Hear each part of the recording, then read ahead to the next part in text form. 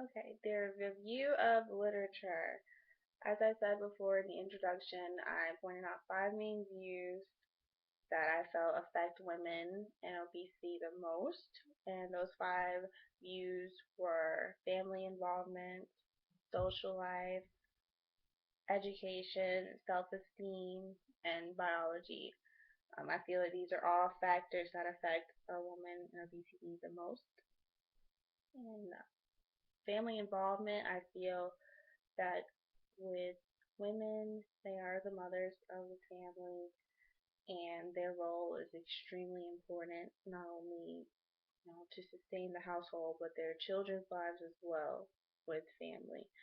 And a statistical fact that I found was that uh, children born to an obese mother have a 35% chance of dying young before the age of 55 or the age 55, and I felt like that was a very sad statistical number fact. And with social life, of course, in American societies, they are very critical of women who are obese, and they don't really admire that. They mostly admire the fit or athletic aspect of it, of a woman. That's what they find to be admirable. And another fact I found was that it depends on the social environment whether or not they accept the woman of being overweight or obese. Like in South Africa, there obese and overweight women are admired. They're seen as beautiful and wealthy because in South Africa, famine and starvation is very common, and they associate that with being sick and poor. So to see a healthy woman or an obese or overweight woman, they see that as beautiful. So I thought that was interesting in that social life impacts obesity and how people perceive a woman is very different in different environments. And with education, this is the key point in preventing obesity in women. It's found that lower income neighborhoods, these women are more likely to become obese because they don't know the preventative measures to take to prevent obesity and overweightness.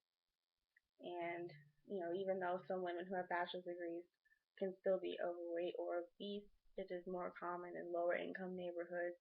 And not only is it because they don't know the preventive measures to take, but also they can't afford sometimes to go to the gym or eat, buy the right foods. They can't afford it, so they can only work with what they have. And with self-esteem, of course, the woman that actually is obese or overweight has to deal with that, and just women in general mostly have to deal with weight and these issues and things like that because of our society. This is how they perceive us as when we're overweight, we're seen as lazy or not attractive, and that can really affect a woman. And also, the media, this is what they look up to.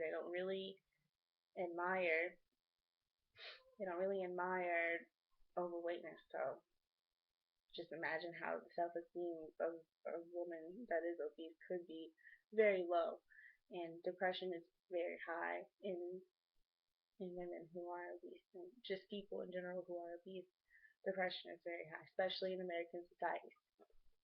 And the biology factor of it is, like I mentioned earlier, was that women are the childbearers, and they have to deal with that weight from that, and also genes. Women are shaped different. You can have a apple shape, a pear shape, or a box shape, and this is just a shape that you are genetically built to have. So a apple shaped woman holds most of her weight in her stomach, and a pear shaped woman holds most of her weight in her hips and thighs. And a box shape is a mixture of both apple and pear shape, and that is these different shapes that you're genetically built to have. You can't do anything about that, and can try to avoid certain things. You can exercise, but women have to deal with that. And genetics, biology affects everything.